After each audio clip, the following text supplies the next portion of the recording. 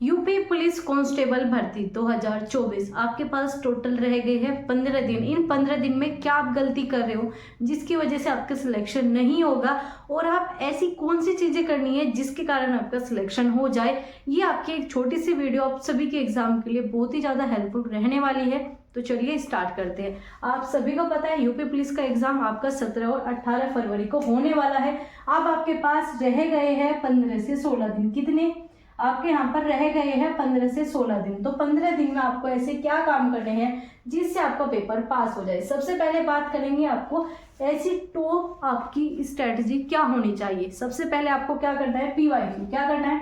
अगर आपने अभी तक पीवाईक्यू नहीं की, और बहुत से ऐसे स्टूडेंट होंगे जो मॉक टेस्ट के पीछे जब पढ़ रहे हैं, यूट्यूब चैनल के पीछे पढ़ रहे हैं, और बहुत सारी ऐसी चीज़ें हैं जिनके ऊपर अपना टाइम वेस्ट कर रहे हैं, तो आपको अपना टाइम वेस्ट नहीं करना, क्योंकि ये आपके पास ऐसा बेहतरीन मौका यूपी में आपके सामने आया है और ये मौका आपको बार बार नहीं मिलने वाला। तो इसके लिए सबसे ज़रूरी क्या है? आपकी जो सबसे फर्स्ट आपकी इंपॉर्टेंट टिप्स है वो है आपका पीवाईक्यू। जिन्होंने अभी तक प्रीवियस ईयर पेपर नहीं देखे उन्हें अच्छी तरीके से कंगाल दीजिए, बहुत अच्छी तरीके से पढ़ दीजिए। आपका प्रीवियस ईयर पेपर आपके एग्जाम के लिए मोस्ट इंपॉर्टेंट है। अगर आपने अभी तक नहीं किए, और जिन स्टूडेंट ने किए हैं तो दोबारा से रिवाइज ज़रूर कीजिए, क्योंकि मेथड पैटर्न वही आपका रिपीटेड है, सिलेबस आपका चेंज नहीं है। जो आपका 2019 में 21 में पूछा गया वही सारी चीज़ें आपकी रिपीटेड है। सिलेबस में किसी भी प्रकार का जब चेंज है ही नहीं तो वही चीज़ आपसे दोबारा पूछी जाएगी। तो प्रीवियस ईयर पेपर को दोबारा से पढ़ डालिए, समझ डालिए, किसी भी तरीके से प्रीवियस ईयर पेपर को कर दीजिए। और दूसरा आपका सबसे इम्पोर्टेंट जो बच्चे नहीं करते वो नहीं करते OMR सीट नहीं लाते। आपका पेपर ऑफलाइन है, और ऑफलाइन पेपर आपका हार्ड होता है ऑनलाइन के अकॉर्डिंग। क्यों? क्योंकि ऑनलाइन में गलती हो जाए ठीक कर सकते हो, लेकिन ऑफलाइन में गलती हो गई ठीक नहीं कर सकते। और ऐसी भी गलती हो सकती है, गलती के कारण आपके 30 क्वेश्चन गलत हो जाए, 15 क्वेश्चन गलत हो जाए, बहुत सारी चीज़ें आपको देखने को मिलेगी। तो अब बात कर रहे हैं आपका यहाँ पर OMR सीट। OMR सीट आपको मिलती है, उसमें जो है आपको यहाँ पर फिल करने पड़ते हैं। तो इन फिल करने की भी प्रैक्टिस करनी होगी। आप देखो आपको फिल करने में 15 मिनट लग रही है, 10 मिनट लग रही है, तो उसी के अकॉर्डिंग जो है बाकी अपना टाइम मैनेजमेंट करना होगा। क्योंकि आपको पता लग गया हाँ मेरी 15 मिनट लग रही है तो मुझे पेपर में 15 मिनट बचानी है। अब आप क्या कर रहे हो? ऑफलाइन नहीं दे रहे टेस्ट, क्या दे रहे हो? ऑनलाइन। कोई टेस्ट फ्री से लग रहा है, कोई कहीं से, कोई कहीं से, क्या दे रहे हो? मॉक टेस्ट लगा रहे हो। तो उसमें ना तो आपको पेन उठाना पड़ता है, ना उसमें आपको गोले फिल करने पड़ते हैं, ना ही आपको चीज़ें ध्यान से देखनी पड़ती है, भाई सही फिल हुआ नहीं हुआ, कोई गलत तो नहीं हो गया, क्वेश्चन तो गलत नहीं हुआ। तो ये चीज़ें तो आपको फेस करनी ही नहीं पड़ती।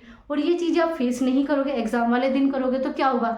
आप चीज़ें गलत करोगे, आपका पेपर नहीं होगा। तो इन चीज़ों से बचना है। क्या करना है आपको? 2 से लेकर आपको यहाँ पर 5 से जो है OMR जरूर फिल करनी है। 5 OMR तो आपको जरूर करनी होगी। कितनी?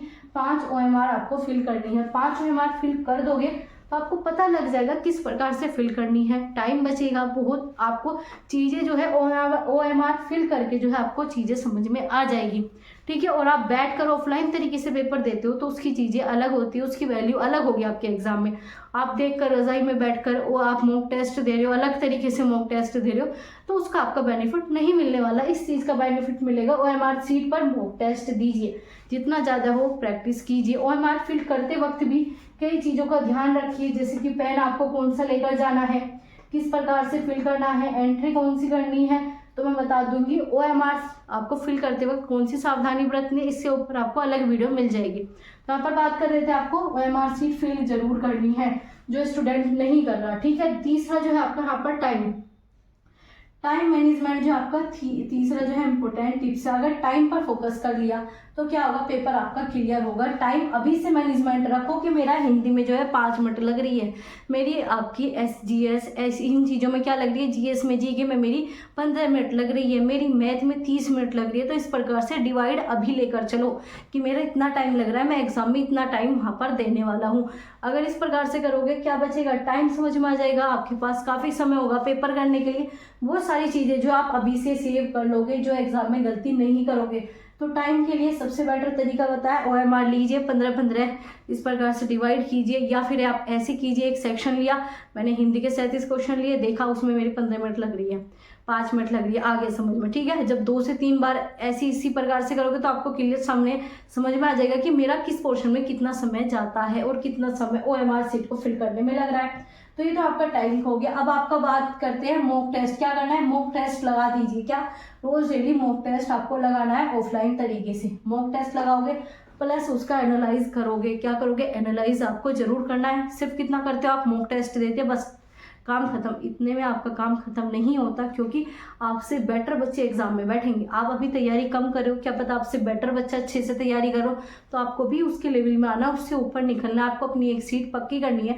तो इसके लिए क्या है, आपको यहाँ पर मॉक टेस्ट जरूर देना होगा। मॉक टेस्ट जितने ज़्यादा दोगे उतना आपके एग्जाम में हेल्पफुल रहेगा, और ऑफलाइन तरीके से देना है। अब बात करेंगे पढ़ना क्या है। एक तो आपको यहाँ पर क्या पढ़ना है, जीएस, और आपका यहाँ पर जीके की बात करें तो इसमें आपको ऐसा भी नहीं कि दिन रात लगानी है। इसमें अगर आप यहाँ पर 1 या 2 घंटा दे रहे हो बहुत है, इससे ज़्यादा टाइम मत दो, क्योंकि जीएस आप जीके कितना भी पढ़ लीजिए, क्वेश्चन आपके वही ठीक होने हैं जितने आप कर पा रहे हो, ठीक है। उससे ज़्यादा से ज़्यादा 2 या 3 फालतू हो जाएंगे, ठीक है। इतने ही सही करोगे, क्योंकि अभी तक आपकी तैयारी नहीं हुई तो अब लास्ट टाइम में क्या करोगे। तो यही तरीका है, जितना टाइम दे रहे हो जीएस जीके में बस ज़्यादा मत दो, क्योंकि इसका आपका एग्जाम में ज़्यादा रोल भी नहीं है। जीएस जीके का इतना बड़ा रोल नहीं है। रोल किस चीज़ का है आपका, हिंदी। किसका, हिंदी पर फोकस कीजिए, क्योंकि इसमें आप पूरे नंबर ला सकते हो। आप हिंदी में सबसे अच्छा स्कोर कर सकते हो। प्लस आपका रीजनिंग, ठीक है, रीजनिंग पर फोकस कीजिए। 55 क्वेश्चन आएंगे रीजनिंग के। अब जो स्टूडेंट मैथ के मेथड सीख रहे हैं, मैथ कर रहे हैं, तो वो भी गलती करना छोड़ दीजिए। मैथ की प्रैक्टिस कीजिए। जो आप लग रहे हो भाई मुझे तो साधारण ब्याज समझना है, टॉपिक समझ रहे हो, ये कर रहे हो वो कर रहे हो, तो ये चीज़ें छोड़ दीजिए। और जो पेड कोर्स में बच्चा लग रहा है तो उसे भी छोड़कर खुद की प्रैक्टिस पर फोकस कीजिए, क्योंकि लास्ट के 15 से आपके 17 दिन आपके एग्जाम को क्लियर करने के लिए सबसे ज़्यादा इंपॉर्टेंट है। अगर आपने ये चीज़ें कर दी तो आपका पेपर क्लियर है, इस चीज़ को याद रखना।